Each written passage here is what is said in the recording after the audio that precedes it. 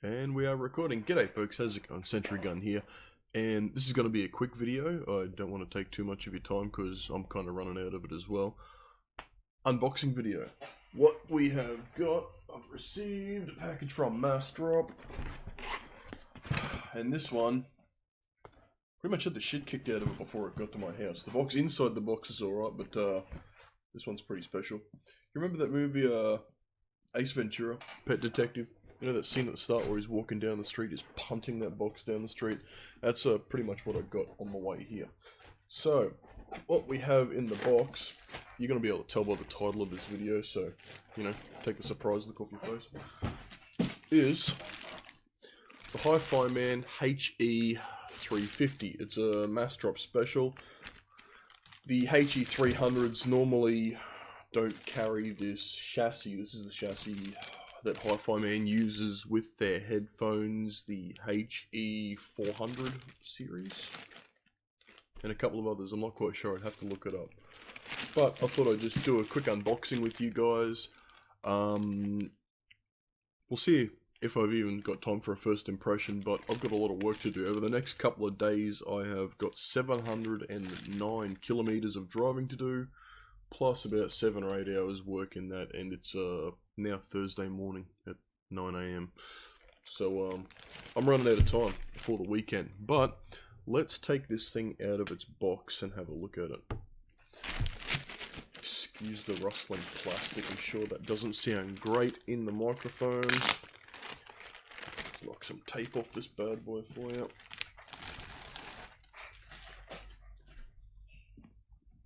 Pretty excited to get my hands on these things, actually. I've been looking forward to it for quite some time. Massdrop is notoriously slow in their delivery, but, you know, it's always nice getting stuff. Let's get another close-up of that box. You can see like a light grey design on the side, getting a little bit of a light refraction off my other monitor there. That is... I've got Discord on, it's kind of bright. I'm going to switch the desktops a couple of times and see if I can get something a touch darker. Oh, not really. A little bit better. I mean, you can kind of see it in the glare there. The specifications for the headphones aren't printed brightly on the side of the box, unlike the way we were with my SHP 9500s. So, trying to like do this so you guys can see it. It's actually a really tight fit. I'm probably going to keep this box afterwards just because it's a nice box. You can like put stuff in it. Use it for storing things and stuff. Thick cardboard, sturdy, very snug fit into its other components. After we have taken the lid from the box, see if I can put that down there where you can still see it. Beautiful. So, we have one piece of foam, one very nice looking set of headphones.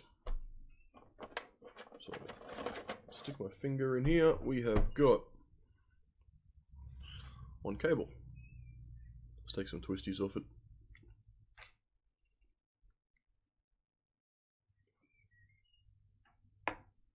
Cable feels quite nice actually. I mean, apart from just being sturdy. Like, you know, you kind of get like a cord that's quite honestly a bit cheap, bit shitty. Much like probably this thing here that I've got on my hand. This is attached to the Philips SHP 9500s, which are on my head right this second. Like, the cord just stays that kinked, you know. Like, the insulation holds memory. It's permanently got a shape to it that it wants to get into, and it's really not great. It doesn't affect the sound at all, just feels shitty, you know. I should buy a new cable for this thing, but sounds fine. I'm using it, so whatever. Anyway, the cable for the Hifiman HE350, we have got one. I was looking at saying screw-on adapter, but it's not a screw-on adapter. It is a press-on adapter to a 1/4-inch plug. We've got a double pole 3.5mm plug at the other end, which I will stick back on to the 1/4 inch. comes up, it's got a nice solid little Y split there in a gland, which then leads up to a pair of dual left and right indicated with an L and an R, little white letters, 2.5mm plugs which fit into the headphones, which we are now removing from the box for the first time. Bit of effort on that, which is good. Molded plastic. I would probably expect no less from Hifiman, to tell you the truth. And no documentation inside the box. It's literally just a box, a piece of plastic, a piece of foam, some headphones, and a cable. Which I'm finding kind of interesting. Maybe Customs pulled this box open and searched it. I'm just trying to find out why it's had the shit kicked out of it the way it has. I don't know. Once again, I'm going to put this box back together. I'm actually going to keep this. The headphones are probably not going to make their way back into the box. I'll find a place to hang them up. But this is a fucking quality cardboard box. This is really nice.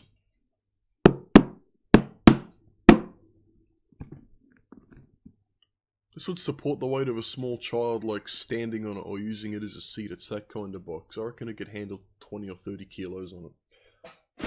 It's pretty good. Anyway, let's take a look at the most important part of this show. The headphones. This is what you wanted to see. Fuck, it's what I want to see. It's what I've been looking forward to. These look really nice. It's kind of like the pictures online that you look at don't really do it a lot of justice. The cup size on these headphones is actually quite large. Let's see if I can find something in here to compare it to that's got a pretty hefty cup size on it. We have got, there's the Hifiman HE350s.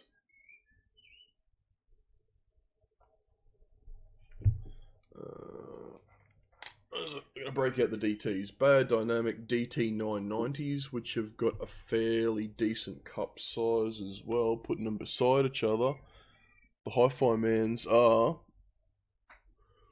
substantially larger. Substantially larger. I'll make some adjustments on the Hifimans to get these things open. Just give them a twist to the side so I can expose the cup face. And I'll do the same with the DTs. We'll do a comparison this way as well for you guys. Actually, looking at it from that perspective, they're quite similar. Probably still a wee bit of size. No, there's probably a few millimeters in favour of the Hifiman on the cup size there, compared to the DTs. Sorry.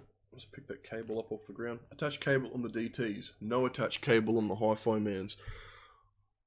Doesn't make so much of a difference when you're using them. You know, who cares? You've got a cable stuck in your head. But when you are not using them and you just want to like put the headphones somewhere, it's really nice having headphones with detachable cables. I should probably do a, you know, detachable mod for the DTs. That'll be the right thing to do at some point in the future. Not going to happen today though. The clamping force on these things honestly feels quite strong. Quite strong.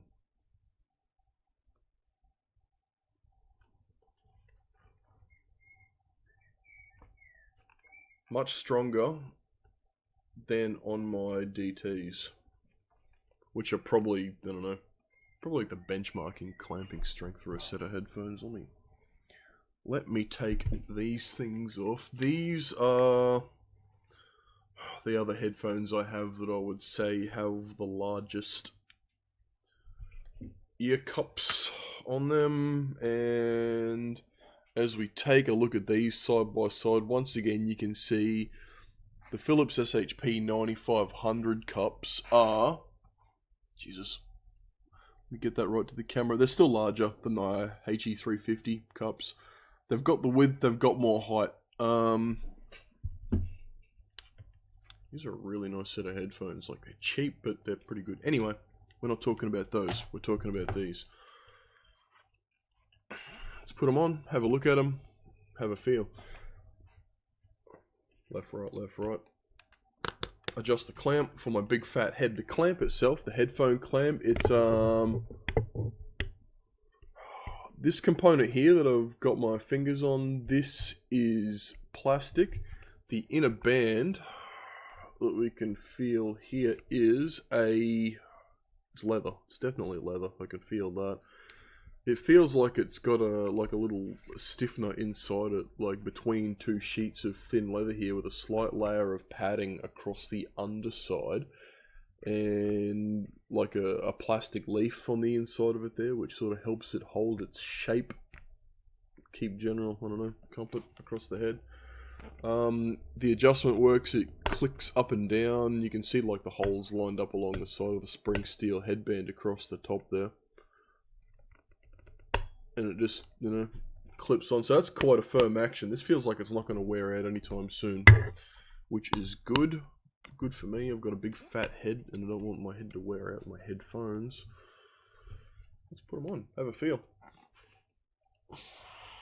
Still need to make that bigger. I've got a fucking big head.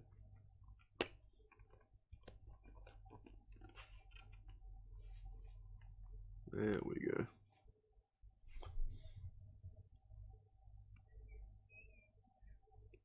Got some clamp force.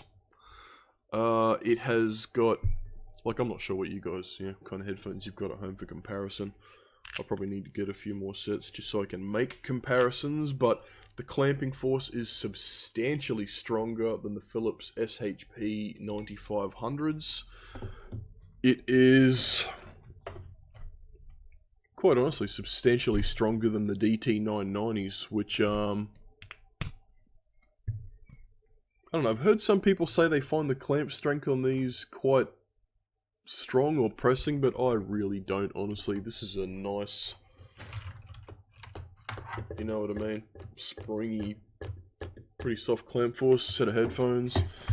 That's the kind of test we like to do to stuff. The SHP 9500s, you can see they're a little bit stiffer than the DT 990s, like not quite as much bounce in it. What else we got here that we can show you in terms of bounce? AKG M220s, another Massdrop piece.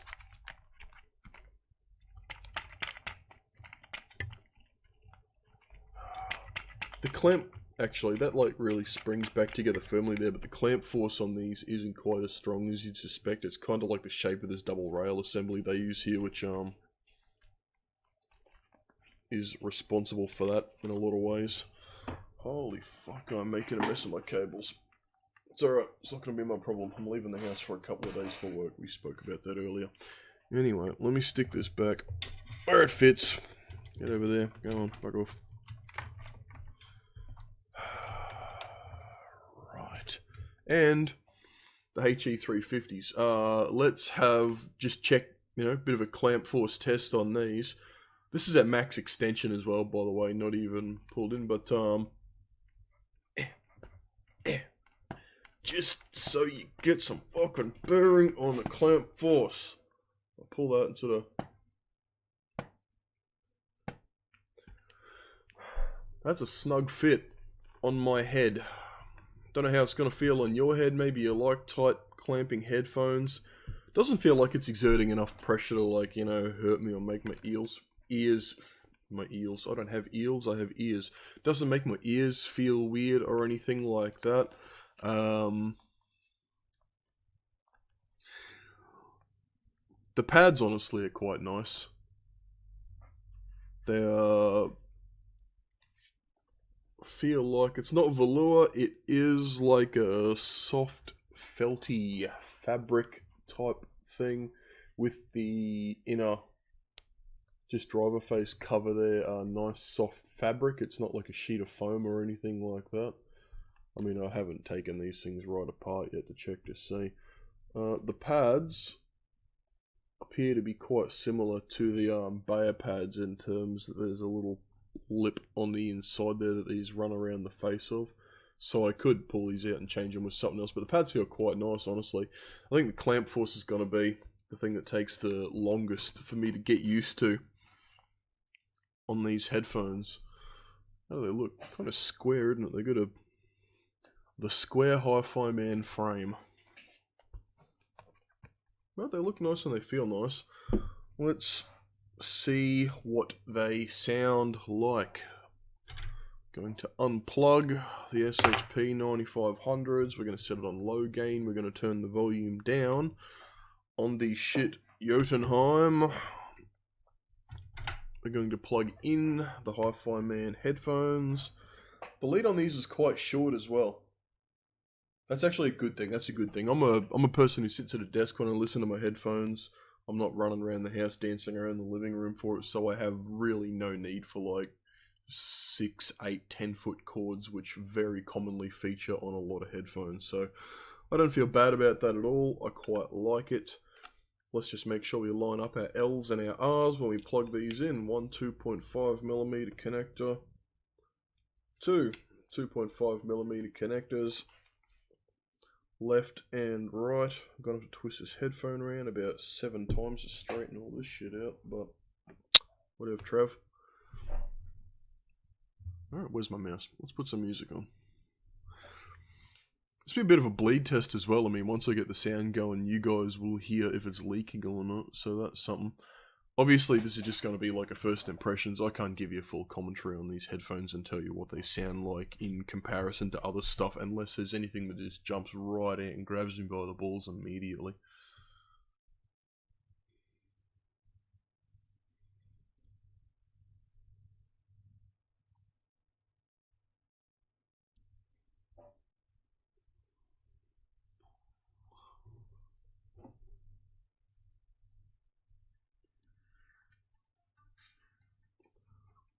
I'm not sure if you guys can hear that or not, bleeding out of the headphones. What I'm listening to is Elements by Lindsey Sterling. Like a bit of a techno EDM classical violin thing.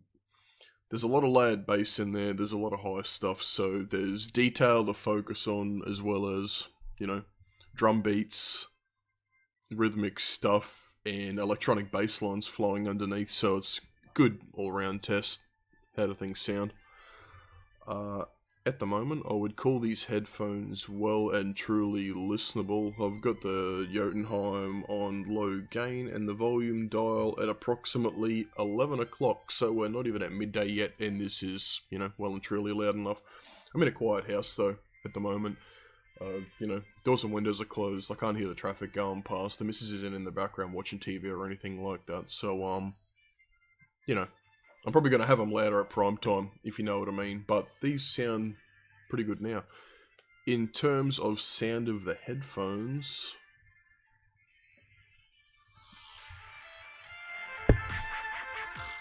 sorry, let's actually touch the mic with the headphones then. Let me turn those back down again. I suppose no commentary to make in terms of what I'm hearing at the moment. Like if I snap my fingers on the side of my head, sound is well and truly passes through them. They're open-backed headphones. Like some open-back headphones, you still get like a wee bit of isolation. Like it might just slightly dampen what's going on outside the headphones. These just, it lets it all in, well and truly. If I tap the edges of the table, sorry about that guys, you got a mic sitting on the table, that'll be annoying the shit out of you, but I can hear that plain as day. What I'm going to be doing anyway, because I hate myself and I like to punish headphones, and just to test the shit of open backs to see how they sound and how they can overpower everything else. I'm going to take them with me on the road for the next couple of days. They will be driven by a phone. So, you know, that's it. Samsung Galaxy Note 4. I've got no idea what kind of DAC or what the amp's like in there. I mean, it can drive low impede and stuff alright. I'm probably going to take a little micro amp with them as well. This is my Behringer HE350 micro. So, once I'm hooked up at a hotel tonight, I'll plug those in just to give it a little bit more of a kick in the guts to get some volume out of them. See how they go.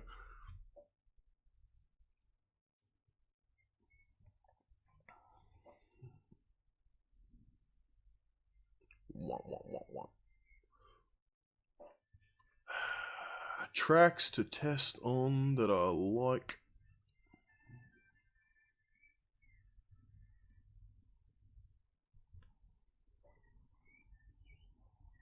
Looking for something that I absolutely just know inside and out.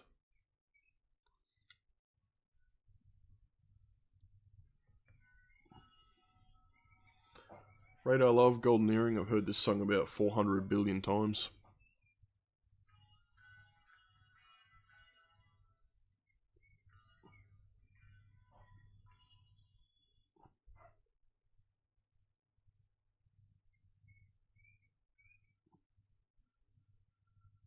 I don't know, I'm boring you guys anyway. You don't need to sit here watching me listening to music that you can only kind of hear leaking out through a set of open headphones. That's ridiculous.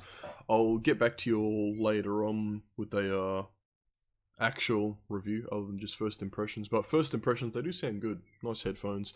Clamp force is quite strong. The pads feel good. The cord that comes with the headphones is short, so if you're going to be sitting near your source, it's great. There was no second included cord with these things, just the short one.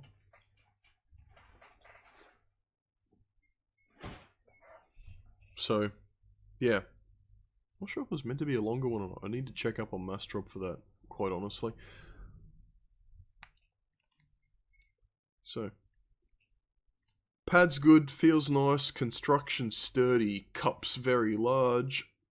Circumcural, I think is the word, fits over my ears. The ears don't touch the sides. The depth is great.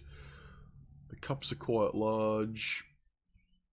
Initial sound, good. Gonna need a little bit more time with it to tell you guys about, you know, the finer details, I suppose, or things that I pick up anyway. Look, I'm not an audio engineer, and I don't like to talk too much shit in terms of, you know, what things sound like.